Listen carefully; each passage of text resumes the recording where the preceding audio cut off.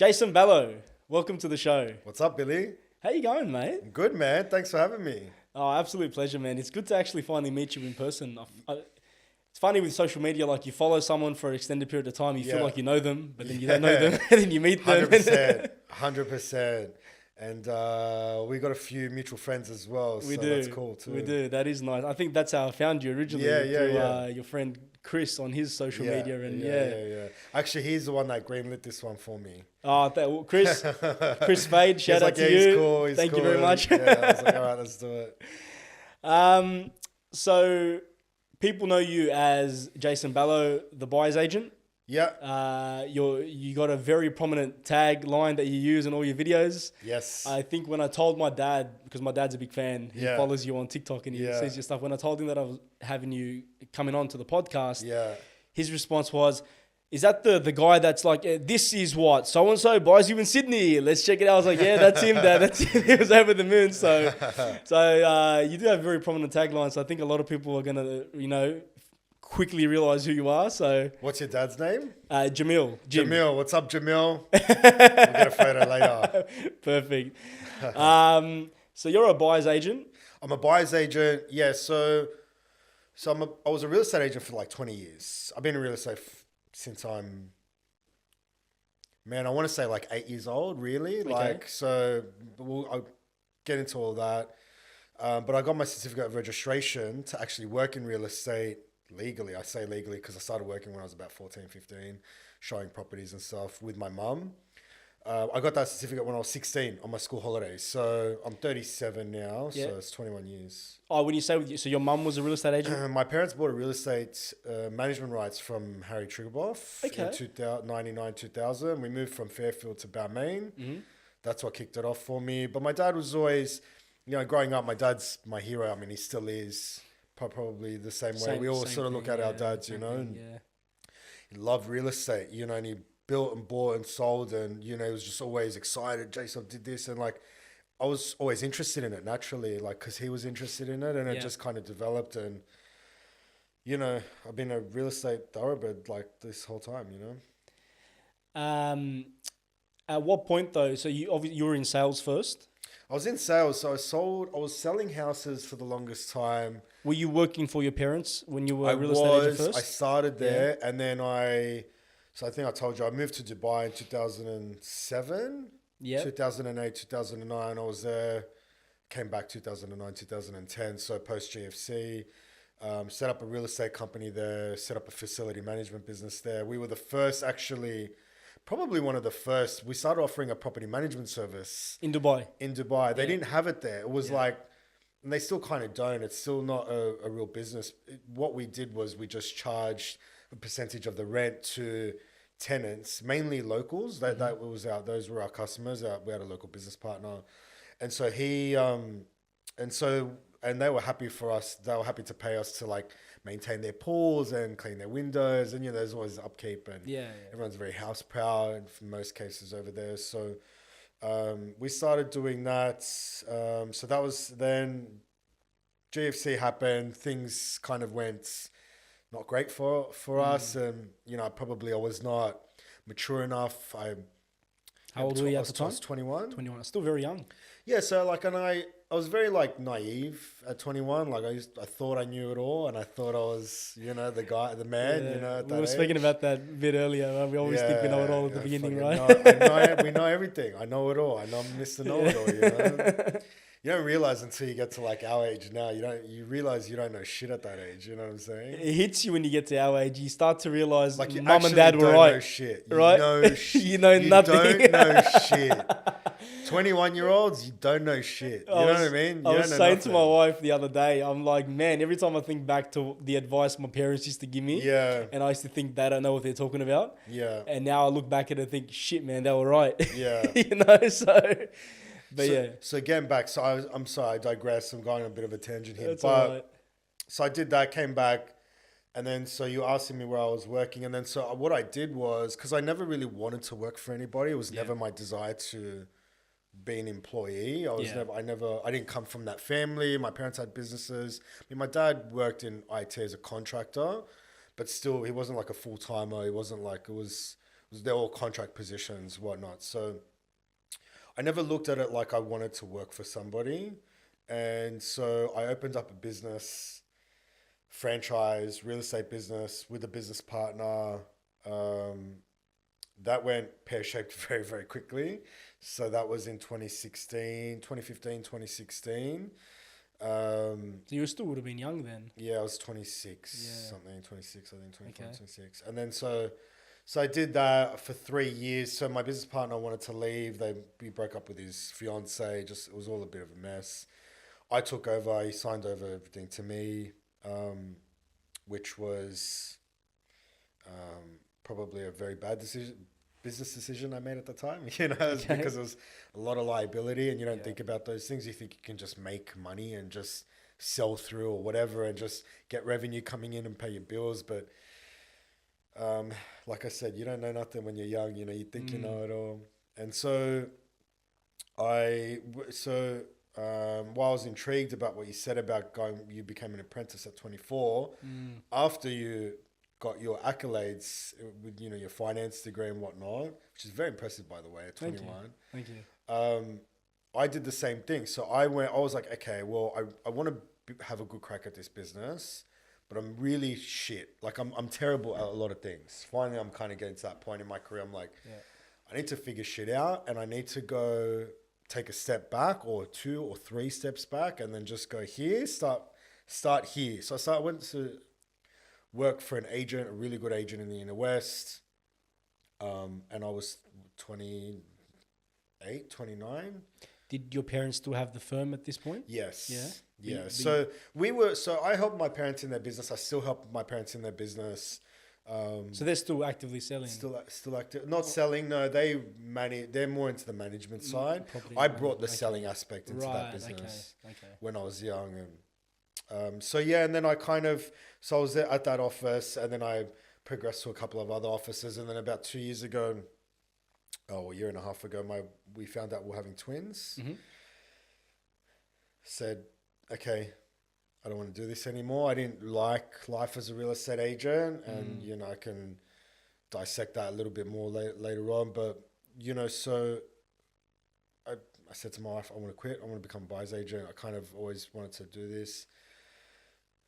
And so, I started in January last year, and basically I get retained and paid by clients to hunt houses for them, man. And I shop anything from 1 to 20 million at the moment. I've got clients in those ranges. So man, it's fun. It's exciting. And so that's one business. And then the content now has become a business in itself. Yep. The videos, I get requests by people that are selling, builders, agents, and I charge a fee for those things as well. So, that's like 15, 20 a week requests now, driving all over Sydney and managing my business as well. And I've got a small team. So, I can't even remember the question. Well, I mean, why buyer's agent though? Like you mentioned that about 18 months ago, you decided real estate wasn't for you anymore, like being in selling real estate. No, real estate. I'm a real estate junkie. Like I love the business, but selling real estate, being an agent, I was not myself. Like I was not, and like and I worked hard at my craft. Like I attended auctions, open houses that weren't my own listings, or even just in my own office. I would go to everything that was relevant, and I would look at things just because I needed to understand that type of buyer. And I was always curious. So real estate was always my thing, but selling houses, I sort of was a very much watered down version of myself. So my best mate, Matty, Chris's brother, he would call me, he dubbed me the real Jason Ballo when we were like out with the boys or like at a party or whatever, like, and it's funny, we never actually spoke about it, but he knows me better than anybody. He was like, this is the real Jason Ballo, the way I talk, I swear or whatever. I sort of became someone that I wasn't enjoying. So you'd be one person when you're with the boys and one person at work? Yeah. I'd be a bit prim and proper or whatever, and just watered down and laugh at a shitty joke because I thought that was relevant. And to be honest, man, I fucking hated myself. And I just got to that point where I was like, I can't do this anymore. If I'm not myself and I can't just be myself and do it on my terms, then what's this all for? Why do you feel like you couldn't be yourself selling as opposed to being a buyer's agent though? I just made a decision last year that I'm not going to give a fuck anymore. Like it was just one of those, I was like, that's where Alrighty Legends came from, because I was like doing my content and I was like trying to be I was going back to that real estate thing, even the first few videos I did were fucking terrible. Like I look back at them and cringe, but I like to keep them there for historical value. But that came because I was like, man, just be yourself. Like I was like, fuck, don't worry about trying to impress.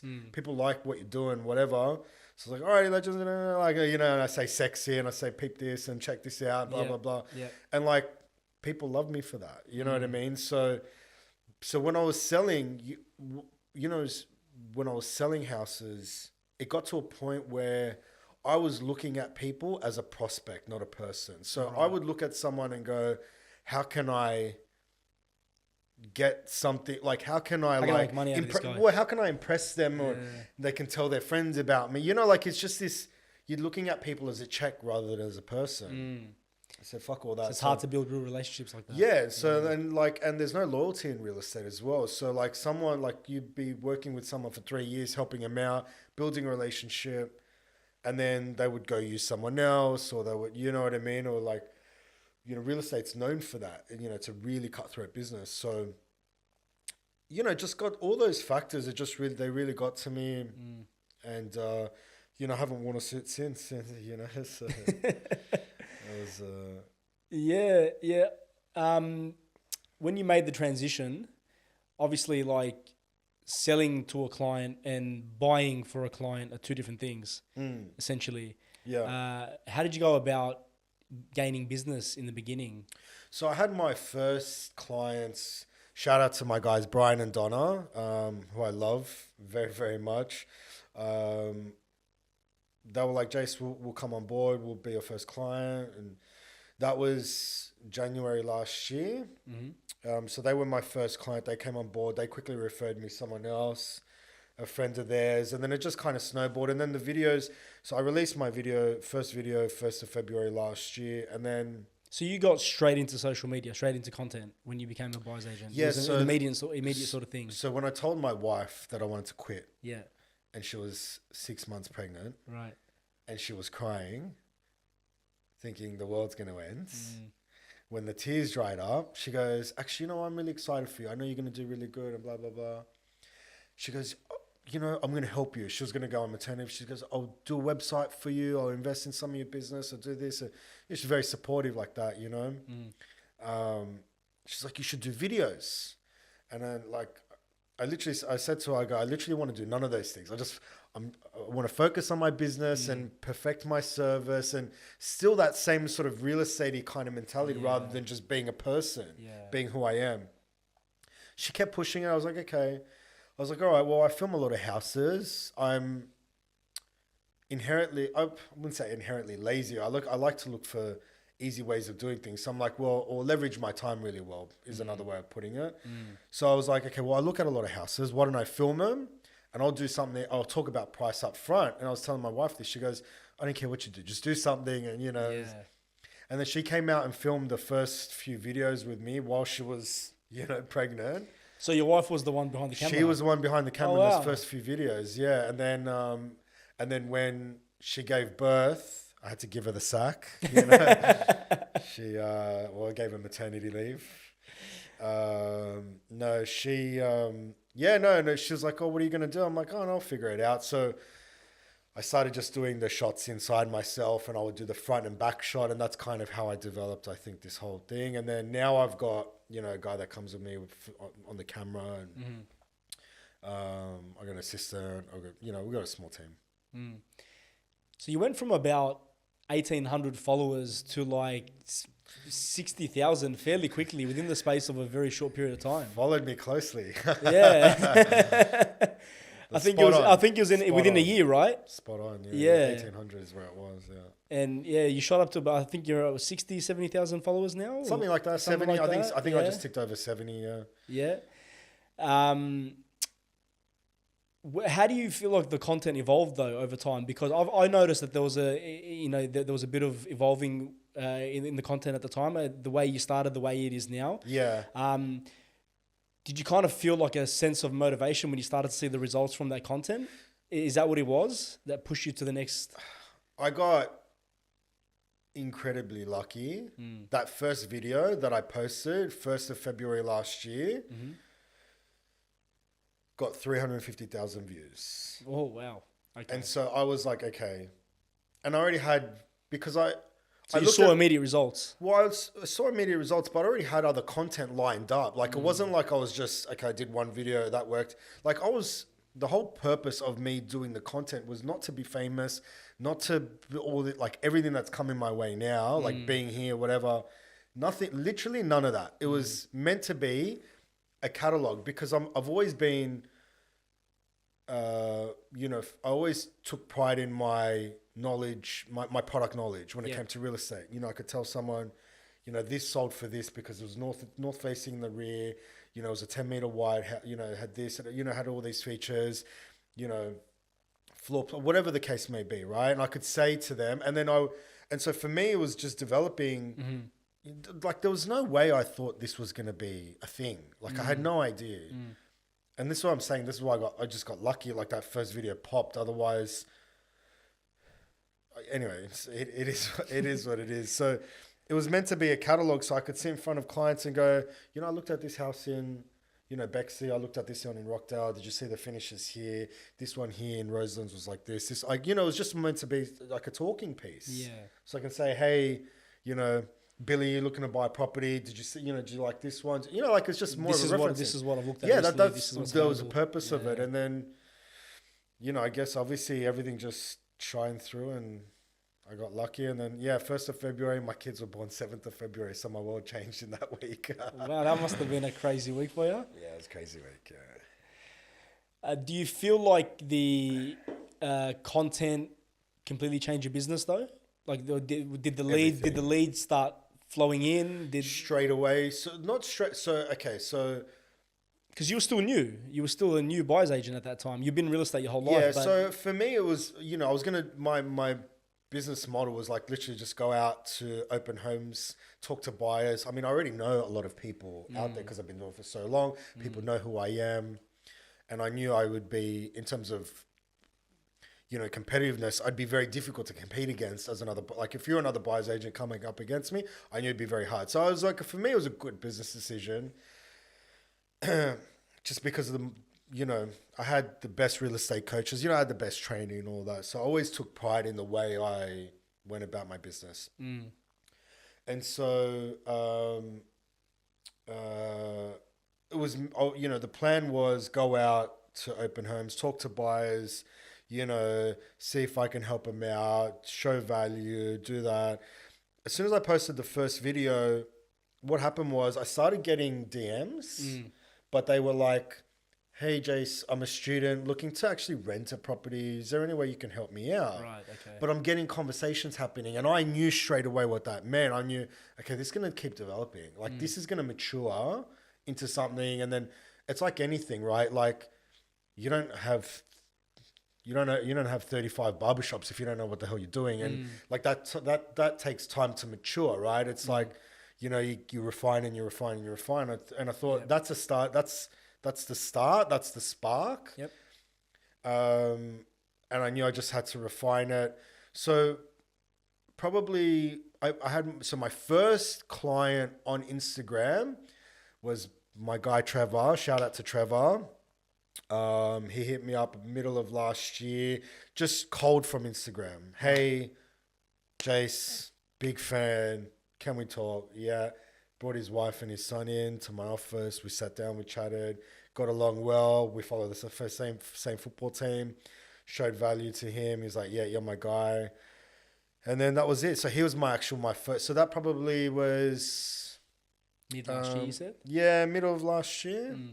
And Yeah, now it's like I get I don't know how many calls and DMs and texts every week now. So now it's kind of snowballed. So would you say majority of your leads now come from the videos, from the social media? Yeah, so I mean... Or are you still out there at open homes hunting? You know what's funny? What you were saying about your dad, how he's showing you videos. Yeah. You know, I reckon, I don't know if this is true, but I reckon I'm the most famous guy in Sydney family group chats. I'm not surprised, man. Like everybody shares my videos in their group chats, in their family group chats. And so like, and I've had so many comments about, so like... Well, me and the boys share your videos in the group chat. You know, hey, look at this house, look at this property, look at this property, you know? That's what I'm saying. Yeah, that's what I'm saying. So then, so it's one of those things where it's like, yes, but I also, you know, people know me or whatever. There's also a little bit of that element, but it's definitely... you know, fuel in the fire, that's for sure. Yeah. And what are your thoughts on the market currently in Sydney? Because it's I feel like there's been a bit of a change over the last couple of months. Me personally, I feel like there are more buyers in the market now than there were about 2 or 3 months ago. A couple of rate drops, and all of a sudden the market feels like it's up again. I wouldn't say up. Wouldn't say up? No. Yeah, I'm only saying that because I went to a couple of open homes over the last few weeks. Yeah. Because I just sold one property and I'm looking to buy another. Okay. Probably have a conversation after this. Let's have a chat, man. Let's do it.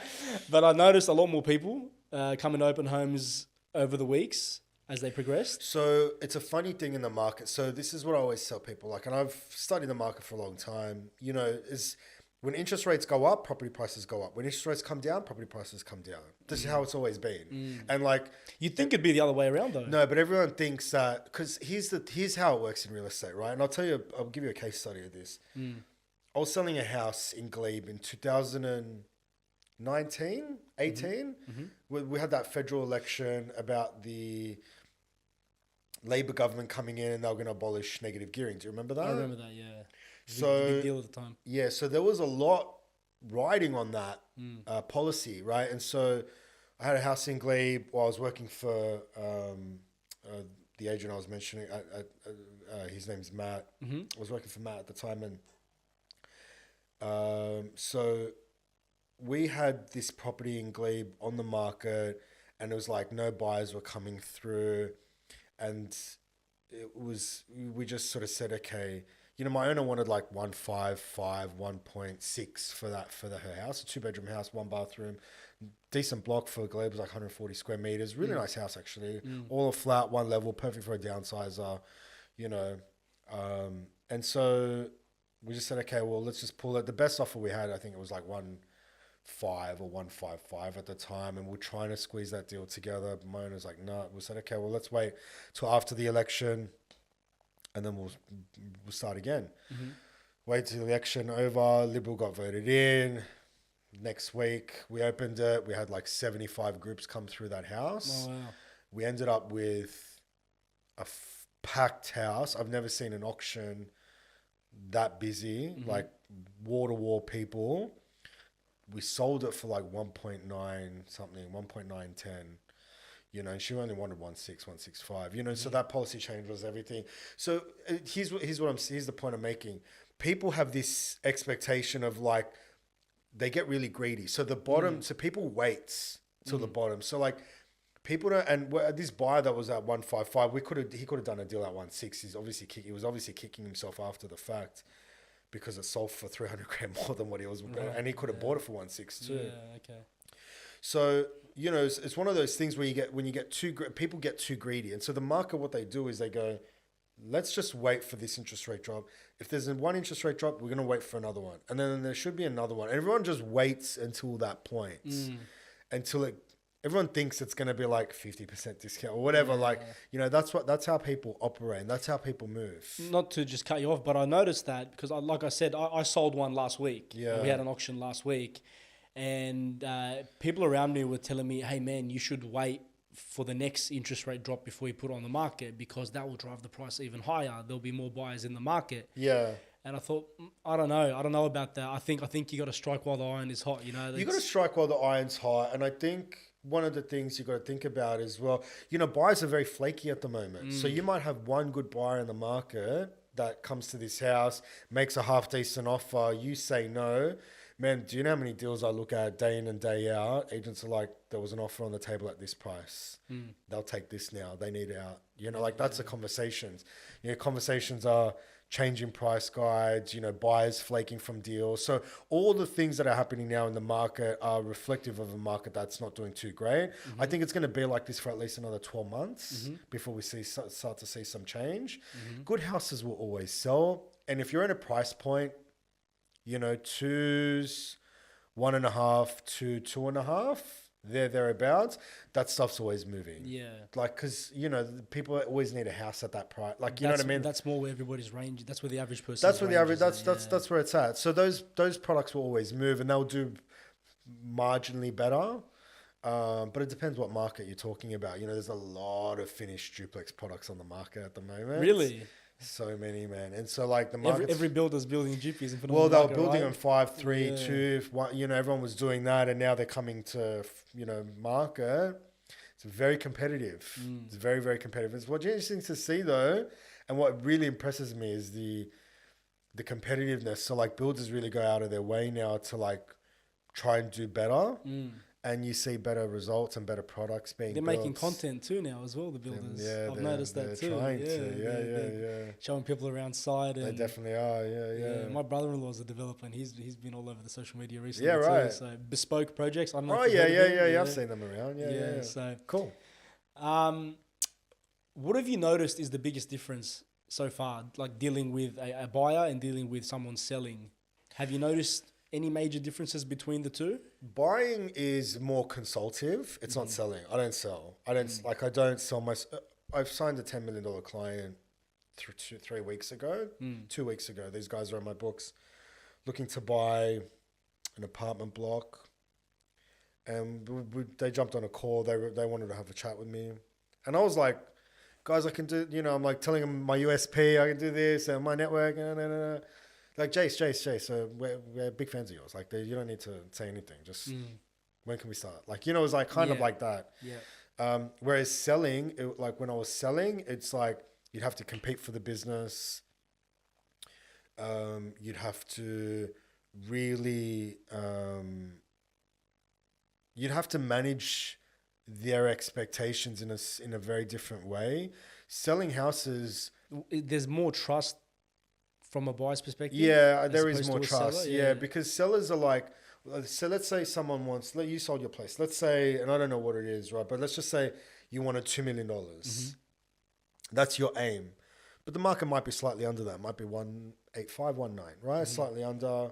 But your expectation is your agent's like thinking it's probably around that 18, 19, but he understands you want 2. So then you got to start to kind of massage that process.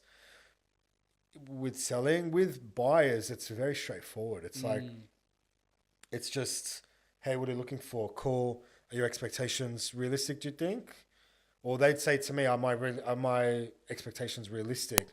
And I'll just tell them, I'm like, no, they're not. And I'll just be straight with them. They're like, okay, well, what is realistic? Well, let's have a look at your options.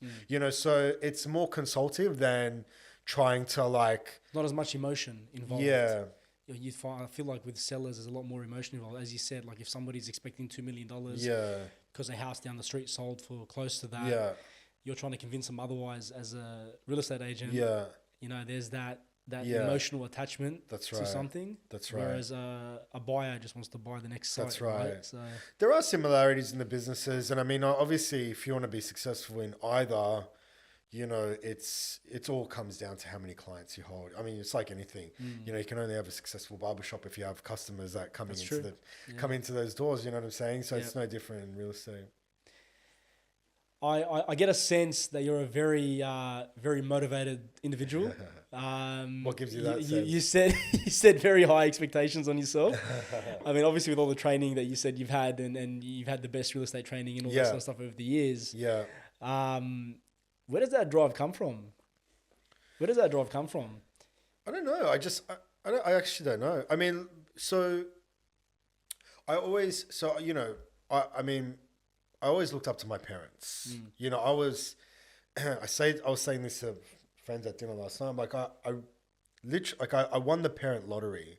You know, I got two of the greatest parents, like two of the greatest people to be able to call my parents. You know, my parents, my dad worked 18, 19 hours a day, 7 days a week, but was like present at home.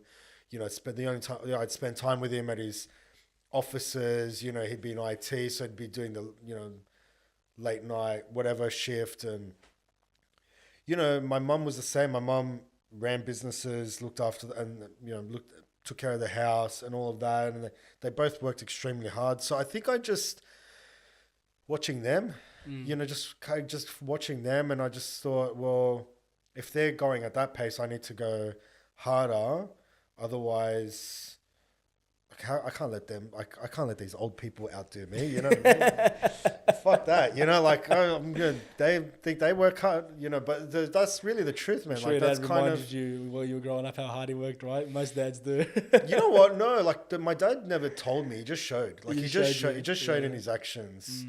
And you know, they're both fit and active. They go on their 2.5 hour walks every morning. My dad's a freak. Like, you know, Melbourne, 2 degrees. He'll go out, raining, in shorts and a raincoat, and like just still do it. No excuse. Like no matter what. Like terrible weather. So, you know, I have a little bit of that as well. But I think it's more like I just can't sit still as well. Like I can't not be productive with my time. I feel like I'm wasting time it's more of a wasting time than it's like a hard work motivational thing. You know what I mean? Yeah, I get you. Along the way, though, have there been any points where you kind of had any doubt about what you were doing, about yourself? I mean, especially with like moving from this to this. Was there any point where you kind of doubted making that move? Yeah. So I doubt, no, but I definitely felt I got like when I was getting, because I haven't really for 20 years I pretty much ate shit for the last 20 years, like in my career, like failed businesses, just just dealing with that, like going through all of that. And so,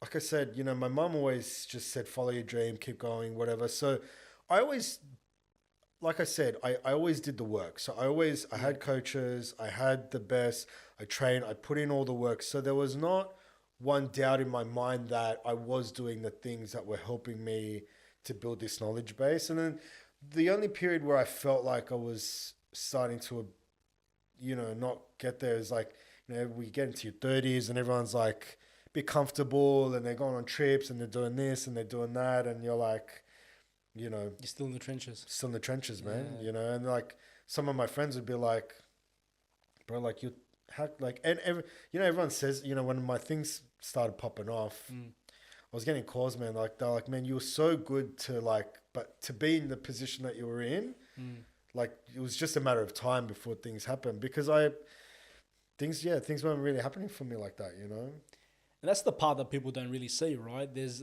people look at you, for example, and like overnight success, but they don't see the 20 years that you put in prior to that to get to where you are now. Yeah. I know you say it was just, you got lucky with that first video, but you put in 20 years prior to that before you recorded that video with the information, with the knowledge. Yeah. But I've done real estate videos before. Like I was, to your point, I was the first agent in Australia to Facebook Live and auction. So Mark Zuckerberg had that F8 summit, I think it was, F8 or G8, whatever it was, F8 I think it was called, in 2015.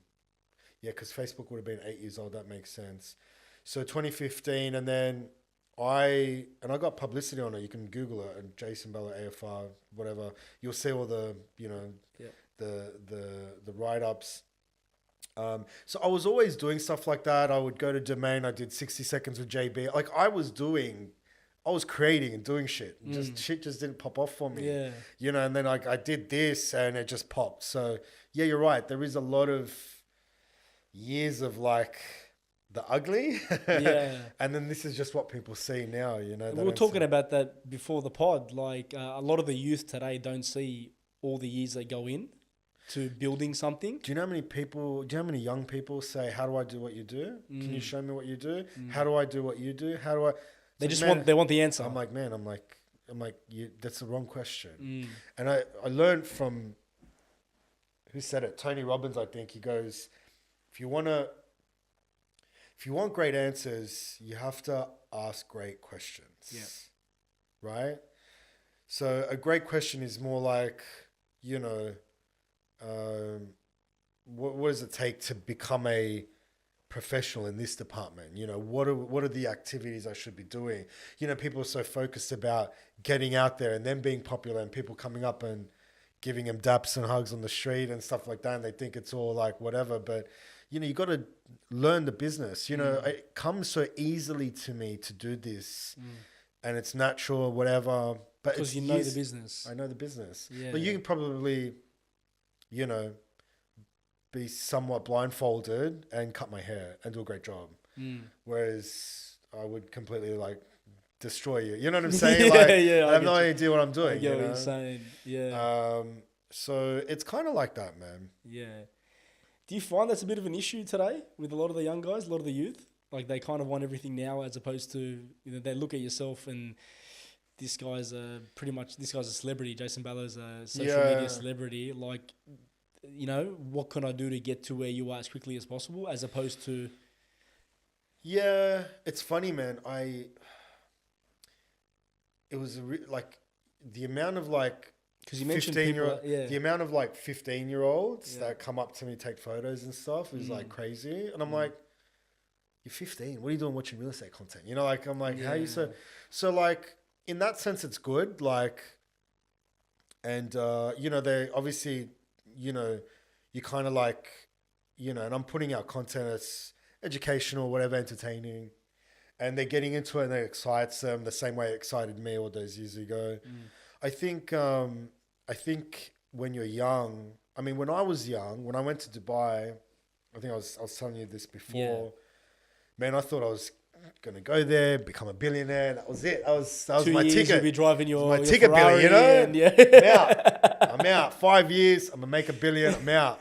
Come back that's to the mentality. Rich. So you can't hate on them for that. I get what you're saying. I think it's, I think everyone just got to realize, you know, I got a really good friend of mine, really successful guy.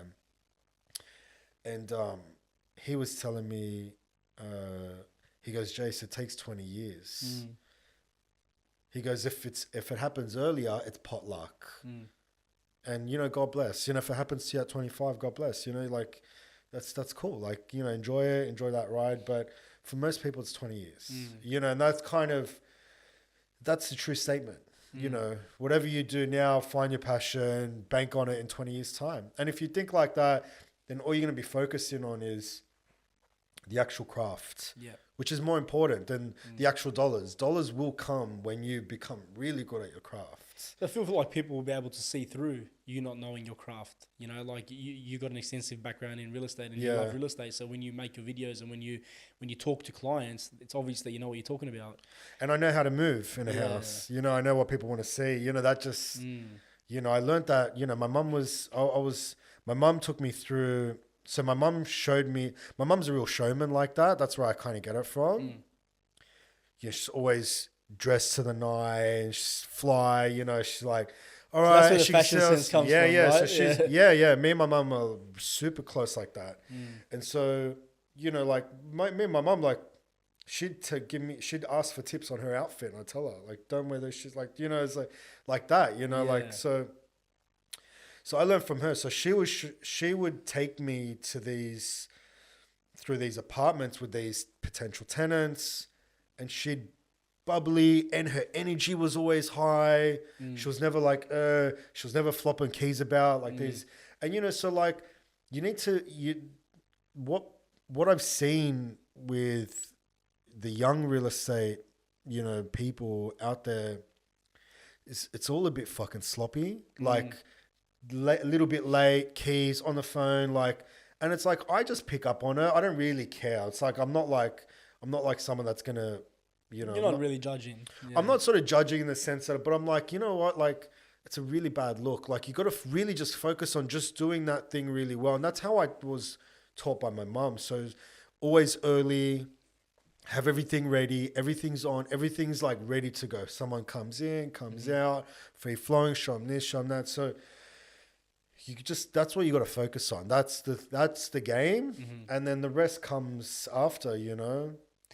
You mentioned earlier that you start having a lot of people come up to you and ask for photos, right, in the street. How's that been? How's that change been? That must be a bit of a shock to the system at the start, right? The first time somebody comes up to you and asks you for a photo. Yeah, it's a trip. It's a trip. So it happens now regularly enough where it's like, I'm just like, hey man, what's up? Cool. Yeah, let's take a photo. Yeah. Yes, last night I was at Caterpillar Bar and there was one of the waiters walked in for his shift and he's like, hey man, blah, blah, blah. You know, it's like that kind of thing. So yeah, man, I kind of get it from everywhere. It's man, it's a surreal experience. And people, they feel like they know me, like they know, like they're like, I know you, like, you know, because I'm so frequent on, they see me so frequently. But yeah, it's a trip. Well, that's how it is for me. Like, I mean, this is the first time I meet you in person, but I feel like I know you. Yeah. I see you daily on my screens, like multiple videos a day. So yeah, totally. How's the competition been in the buyer's agent market? Because there are a few more buyer's agents today, as you know, than there were, say, 5 years ago. Yeah. So what's the competition like? It's definitely a young business still. I think there's a lot of, there's a lot of individual businesses, you know, so sort of solo operators. There's a couple of practices that, you know, have teams of guys there. I think with the lack of what used to shock me as a real estate agent when buyer's agents would come through is, you know, just the lack of product knowledge that they would have. And I think it's an easy business to get into, and I think you can kind of rest on your laurels a little bit now. And as long as, you know, there's not a lot of them that really hone in on a particular spot, know that spot in and out, and are like the go-to person. So in terms of that, it's not really that competitive in that sense. It's very difficult to get clients. It is difficult to get clients. And the only way to crack it is to either really be specialists in a particular area, or you have a big following like me. It's kind of one of the two, you know. Are a lot of your clients more the high net worth individual? Or starting to be, yeah. So I got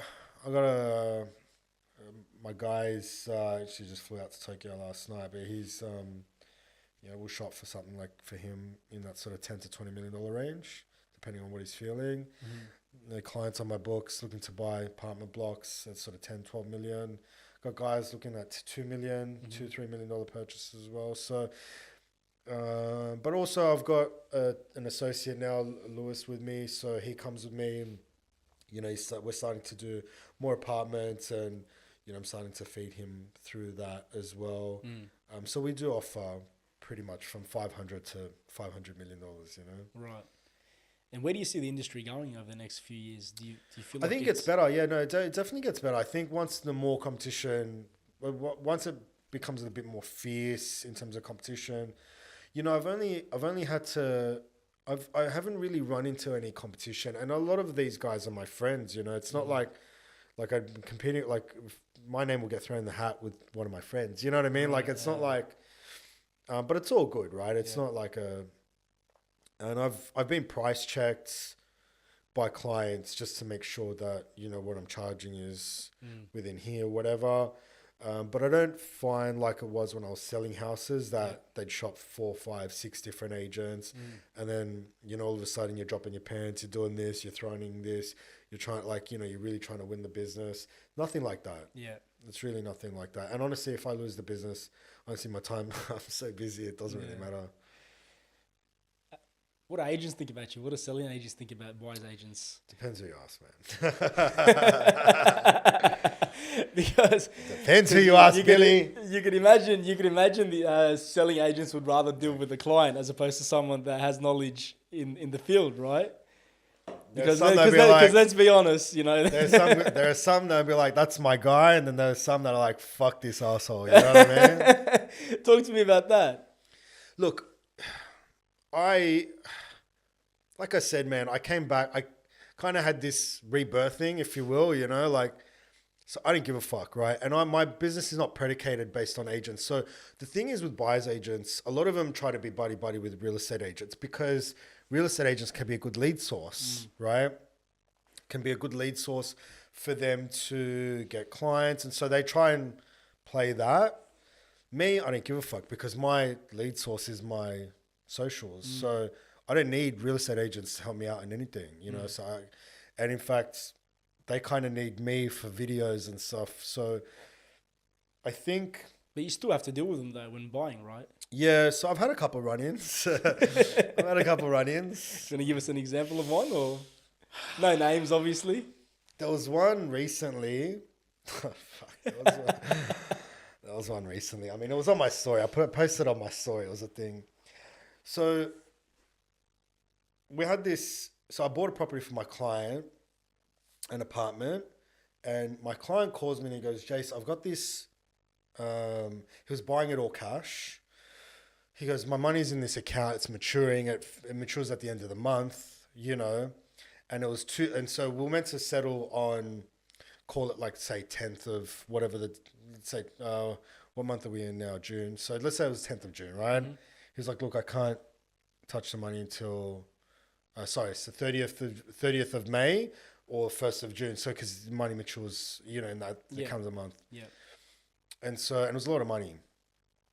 And I said, so we'll delay the settlement. He goes, is there any repercussions? I said, no, they can order you to settle, you know, they serve you notice, blah, blah, blah. I go, there'll be a penalty. I go, if they don't agree to it, there can be a penalty. The penalty is going to be, you know, we got the number from the solicitors, like $300 a day. I said, man, take the heck. I said, it's a speeding ticket. You get your whatever, 10, 15, 20,000, you know, it's just business. Because he's my client. It's my advice. He's the one paying me. Yeah. And so that kind of, and then the agent wasn't too happy when he found this out, and he made it real personal. And he was like, what the fuck? You can't do this. You can't do that. I'm like, bro, this is just business. Like, wait, don't be upset at me. Like, it's just, he wants to do this. I go, we're extending by 2 days. Like, I was very transparent about the situation. Yeah. Like, I wasn't lying. I said, we're not going to settle in 2 days. Like, just do whatever you want. Like, I know the law. I know how to navigate my clients through these things. Yeah. My client had all the confidence in the world with me. So anyway, it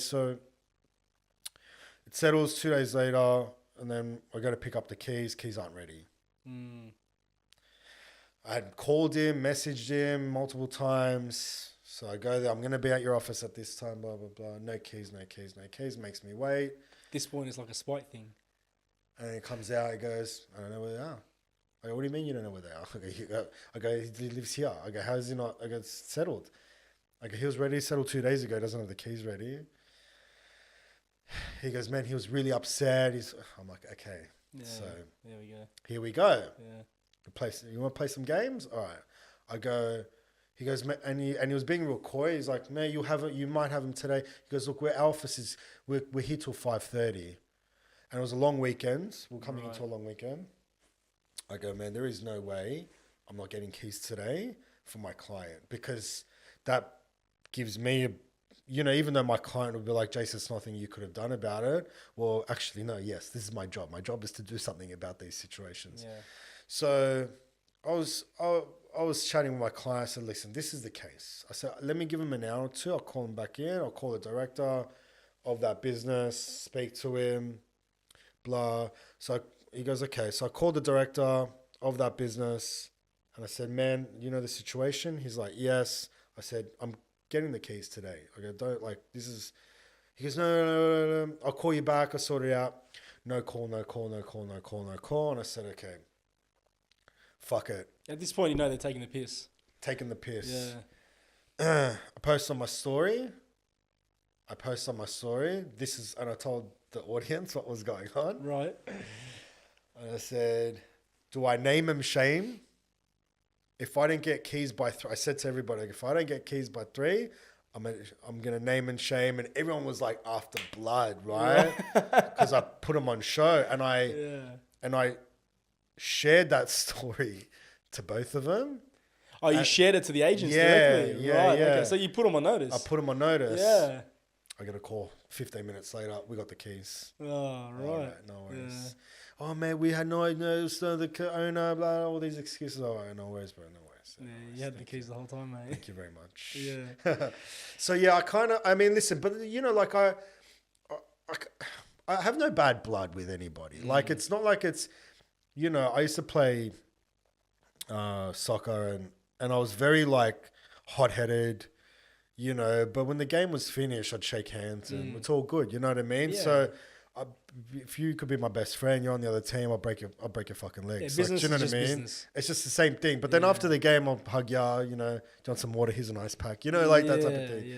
So it's not like, it's just, you know, just part of the game. Unfortunately, some people just take things personally, right? Yeah, some people take things personally. And I've got, you know, obviously in the early days, I wasn't obviously getting permission to do these videos. So I did get a lot of legal threats. Take this down or... Yeah, and I just said, here's my office address. Here's my email. Send any legal notice you want. Let's go. Never got anything. So right. So I kind of, you know, some people was probably still salty about that. But listen, it is what it is. I just want to touch on your personal life a little bit now. Your twins, they're about 18 months old. 16 months. 16 months old. What's the date today? 14th, yeah, 16 months. 16 months old. What's that been like for you? Hectic. What was it like transitioning into fatherhood for you? You know what? It's the craziest shit. It was really the craziest shit. Twins as well. Yeah. Yeah, man. It was hard, man. It was real hard. I mean, listen, I love my kids, man. Like, there is nothing more like that gives me, and I thank my wife for this, you know, she's like adamant for me to come home at 5:30 and have that kind of bath time. And, you know, like, you know, I really love my family life. Like, it's really amazing. But at the start, you kind of just get thrown in the deep end and you don't have time to process, and you're not sleeping, and then you're trying to work, and then you're like, this happens, and then you're worried about, like, it's just this whole new thing, and you've got two of them. It's not just one. You're not like learning from one kid. You're really thrown into the deep end too, right? But, you know, I always say this to people, right? Because prior to me having kids, a lot of the people around me that already had kids would try to explain what it was like having kids. Yes. And it doesn't matter how much they explain it or how much information they give you, until you actually have kids yourself. Very true. You have no idea. Very true. Very true. Very true. So, yeah, man, it's a balancing act. It's become a balancing act. My time was a bit more free last year. This year, it's just kind of gone out of control. So making sure that I manage this period in my life, this season, is really important to me. You know, being able to be with my kids. You know, I can delay a little bit more of the money stuff, and you know, I don't need to have all the money right now. So I'm happy to like do things, take a little bit more time, even though I try to do so much in a day. But spending time with them at this age is really, you know, I mean, this is the age where it's like they're getting to that. Yeah, best years. Yeah, the best years, man. You know, so I'm excited for that. It's great. It's been hard on me and my wife. We've definitely learned a lot, and we've grown a lot. You know, you know, we have I mean, listen, she's my ride or die. She's, you know, my best friend. Like, you know, we went through a real difficult patch trying to deal with two kids and each other, and like, honestly, you know, and then so, yeah, and then you get through it, and you're like, and then you look back at old photos of them when they're 6 months old, and like, you forget how difficult that time. Like, they look so cute at 6 months, but we weren't sleeping, and it was like every 3 hours they were feeding. And at that point, you're saying we're never having kids again. Yeah, like all of that. A year passes. I'm definitely done. This is not ain't no you know, there's no, I'm done. That's it, you're done? No, I'm done. No, 2 kids is enough for me, man. It seems like the respect for your wife just went up after having kids, right? You know, not that you don't respect your wife and love your wife, but when you see her transition from being a wife to a mother now. I find with me anyway, I feel like the respect levels just go through the roof. I don't want to my wife used to, like, when we were dating, she'd be like, oh, I don't want kids. I'd be a shit mom and blah, blah, blah. And like, I don't like to like put it in her face or anything and be like, see, I told you. Like, she's become like the best mom. Like, she's, I can't believe I'm about to tell the story, but I'll tell the story. But for reference, she couldn't cook to save her life. Right. When we first got together. She made me scrambled eggs one time when we were first dating. And I'm a real prick. I didn't like it. I chucked it in the bin. She was obviously upset about that. And she still doesn't let me hold that one down. But, she purees, she's baking, she's creating these muffins, these fritters she does, she meal preps for them, like, and her cooking's like spectacular now. Like, she's just become this, incredible woman, like, yeah. And like the respect, you're like, and like, she's so into it as well. It's like, whereas when she'd never do these things for herself, but these kids are just like, just obviously, and it's funny, the kids definitely love their mum more than they love me. That's for sure. They want their mum first thing in the morning, which is nice. But yeah, man, it's incredible to watch. It is. It just changes overnight. As soon as the babies are out, your life changes. You're doing that first nappy. I mean, that's it. Like, your life's... How was your perspective, though? Do you feel like your perspective changed overnight as well? Like, were you more, I'd say, more hungry, more motivated, or not really? No, I was always the same. I've always been the same. I like to work hard. I don't know. Like, that's just... My motivation didn't come from my kids. Because a lot of people, when they have their first children or their first child, like, they automatically have this rush of motivation to provide more than they ever did. So I just was intrigued to know whether... I got lucky, man. Like, I was sweating how I was going to pay for formula. That's how in a spot I was before the kids came. I didn't know. Okay. Yeah, it was that bad? I mean, we had we had like a little bit, but like, it was like me personally, like what I had was like, not much, man. And like, I had some things going on, and yeah, man, I was like, fuck, like, I was calculating the cost of formula and all this. I was kind of worried, I was like, so where everything tied in together, call it, a gift from God or whatever you want to call it, man. But the kids and the business kind of just came into my life at the same time. And, thankfully it's all kind of just paid off really well. And I don't have to worry about rent and bills and things like that, So that's, that just sort of just came. It wasn't, I've been searching that my whole life, but it just, I don't know, it just came at the same time. I don't know how to explain it. It's funny, things always come when you least expect it, right? Yeah, but I certainly needed it. I had 2 kids coming, man. Thank you, God. It was like one of those things. It was like, fuck, like perfect timing. Yeah, it's crazy how things always kind of work out the way they're supposed to work out. It's like you always feel like you get stuck in these situations and you feel like, how the hell am I going to get out of this? How are we going to make it through this? And then for me anyway, like anytime I think back to a situation where I felt like I was stuck and I wasn't going to be able to make it out of it. Yeah. I think back now and I think to myself, well, we did make it out of it, right?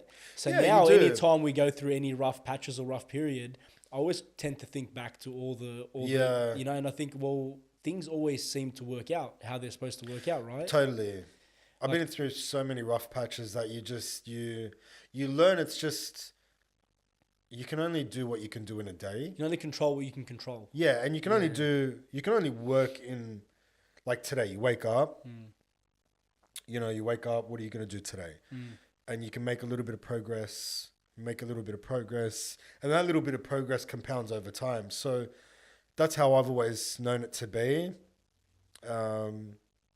But the hard work thing now, I think I'm probably motivated in the sense of, I mean, listen, I love what I'm doing at the moment. I get a lot of love on the street, which I love. I love the attention and all that, right? And so, you know, I'm enjoying it so much. I guess, you know, thinking forward, it's more, I'm a father, right? And so, you know, if anything happens to me, how do I make sure that my family is going to be okay? So that's really what I think about now. If you were to ask me, that's kind of the thing. That's my only thought, you know.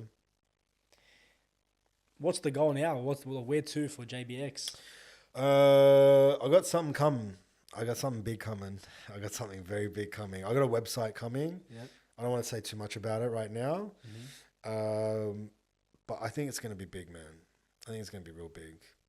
Still within... Yeah, it's going to be, let's call it an off-market platform website. Right. And I won't say much more than that. Okay. But when it's up and running, I'll definitely... Exciting.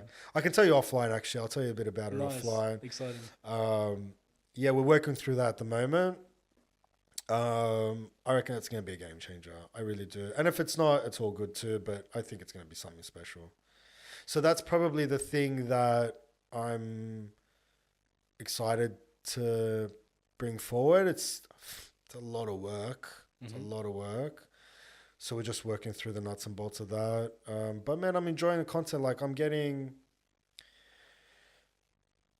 in the last 2-3 days, maybe 30 requests for videos. Yeah. So like, it's just exploded. Like it went from February, March, and it just was like on fire since then. And like April went a little bit quiet because of like that Easter period.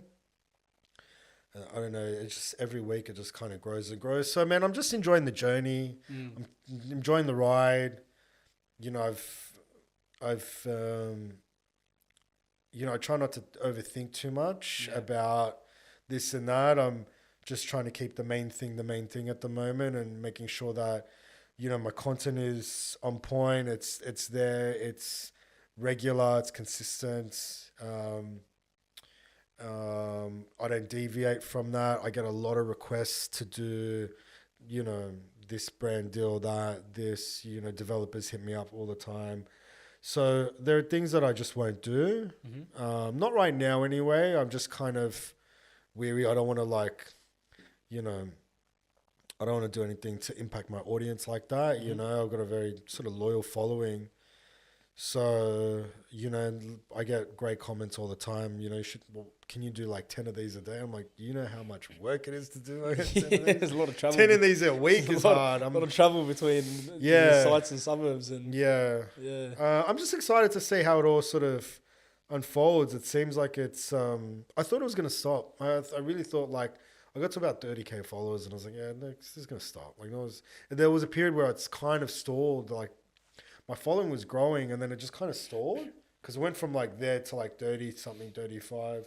It stalled and I was like, oh, that's it. People are over me.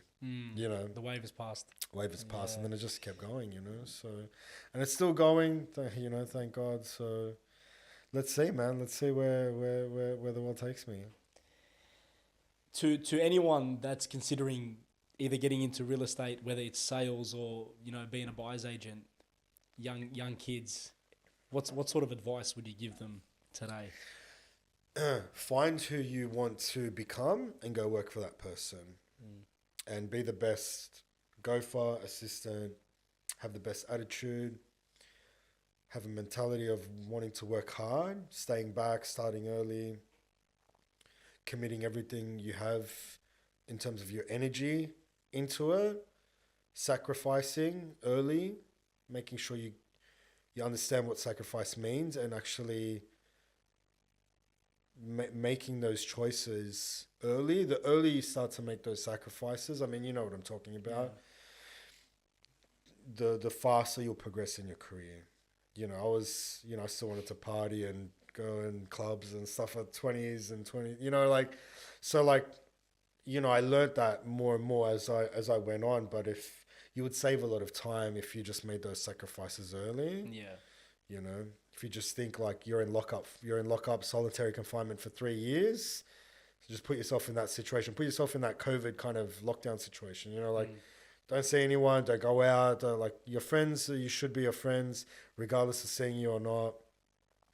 You know, and if you know, you shouldn't be worried about other people. You should just be worried about yourself and what you make of yourself, and and be a professional. Like, you know, probably my best advice is you got to be a professional. So when someone speaks to you, it's not about you knowing everything. It's about being a professional.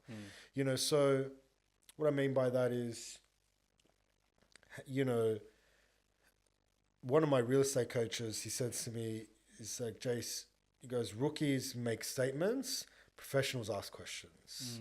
The pros ask questions, meaning, you know, rookie would say, oh yeah, I know how to do this and I know how to do that. And professional would be like, if I was to do this like this, you know, do you think over a period of time this would put me on the right trajectory or the right course? Would this activity help me long term, or is this a short term thing? Can I study this? You know, like really understanding that, and you know, being sharp, being presentable, eye contact, learning how to speak to people, not being a slob. You know, like just really, you know, for real estate, you got to. Even if you dress like me, like now, like you still got to be presentable. You still got to be sharp. Shoes got to be like white. If you're wearing white shoes, they got to be white. Don't have splotches on them. Yeah. You know, like little things like that. Yeah. Make sure your car's cleaned and all of that. And yeah, I would say be professional. Jason, it's been an absolute pleasure having you on and picking your brain. I'm sure the youth and a lot of people in general are going to get a lot of gems out of this. Hopefully. And man, like hats off to what you're doing. Thanks, man. Your journey is very inspirational. There's obviously, you know, your craft inside and out. You've put in 20 plus years to get to where you are. You're definitely not an overnight success. And I have no doubt everything you do moving forward from here is just going to, you know, be better and better. And man, I just picture where you're going to be in 10 years from now, and it excites me, it motivates me, so I can only imagine how you're feeling about it. So, yeah. My man, thank you. Thank you, Jason. Thanks, man.